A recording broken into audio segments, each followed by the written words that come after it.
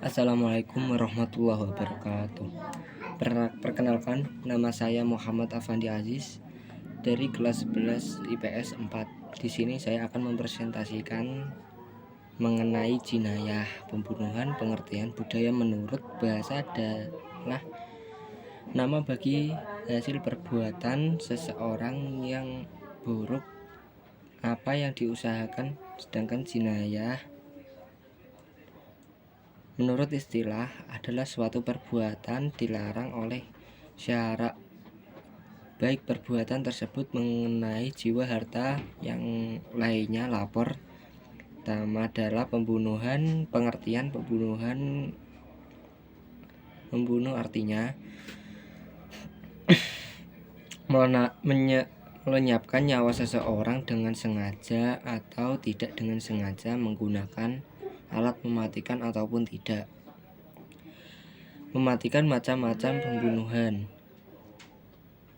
Kebutuhan ledakan dibedakan menjadi 3, yaitu pembunuhan sengaja, yang kedua pembunuhan seperti sengaja, yang ketiga pembunuhan tersalah. Yang pertama, pembunuhan sengaja yaitu pembunuhan terancam dengan menggunakan alat atau cara-cara yang biasanya mematikan seseorang. Contohnya, seseorang merencanakan pembunuhan tersebut temannya karena dendam dan pada sesuatu. Hari lihat tersebut benar-benar dilakukan dengan cara merajut korban hingga mati. Yang kedua adalah pembunuhan seperti sengaja, yaitu perbuatan yang dilakukan seseorang tanpa disadari. Niat membunuh dengan alat yang tidak mematikan, akan tetapi penyebab akan kematian orang lain. Contoh, seseorang yang dengan sengaja memukul sapu pada temannya dan akibat perbuatan tersebut temannya mati. Hal yang ketiga adalah pembunuhan tersalah, yaitu pembunuhan yang terjadi karena salah satu dari 3 kemungkinan. Yang pertama, salah dalam perbuatan; kedua, salah dalam waktu; 3 adalah nelayan dasar hukum larangan. Membunuh adalah perbuatan yang dilarang dalam Islam, karena Islam menghormati dan melindungi hak manusia, setiap manusia. Firman Allah dalam Al-Quran surat Al-Isra ayat 33, bagi pelaku pembunuhan orang yang membunuh setidaknya telah melanggar 3 macam hak, yaitu hak Allah, hak ahlil waris, dan hak orang yang terbunuh. Artinya, balasan di dunia diserahkan kepada ahli waris korban.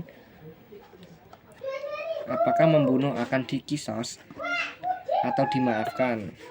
Jika membunuh dimaafkan, maka wajib baginya membayar diat kepada ahli waris korban.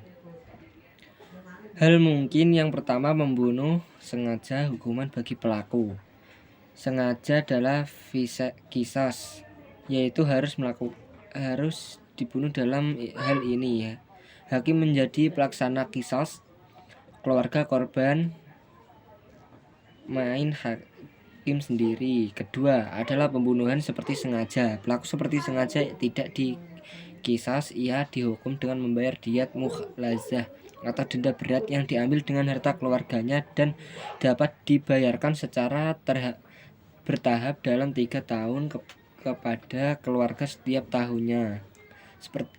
Sepertiga. Selain itu, membunuh juga harus melaksanakan kaporo. Yang ketiga, pembunuhan tersalah ya. Hukuman bagi pembunuhan tersalah adalah membayar diat mukhafafah atau denda ringan, diambilkan dari harta kedua pembunuh, dan mengasih berkas secara bertahap selama 3 tahun kepada keluarga korban setiap tahunnya. Sepertiga. Rasulullah bersabda dalam hadis Darul Qutni, pembunuhan secara berkelompok. Apabila sekelompok orang secara bersama-sama membunuh seseorang, maka mereka dikisos. Hal ini disadarkan pada pernyataan Umar bin Khattab terkait praktek pembunuhan Secara berkelompok ini diriwayatkan Imam Syafi'i, Hal hikmah larangan membunuh pelaku. Tindak pembunuhan diancam dengan pisau sendirinya dan rafak jahanam di akhirat. Di antara dalil yang menjelaskan tentang bagian pembunuh dalam yang pertama dalam surat An-Nisa ayat 93. Yang kedua, sabda Rasulullah hadis riwayat Abu Dawud bagi penggunungan. Disebutkan agar seseorang pun berani menghilangkan nyawa orang lain, sehingga rasa aman dan tentram yang akan dirasakan semua elemen masyarakat tanpa terkecuali. Terima kasih dari saya. Wassalamualaikum warahmatullahi wabarakatuh.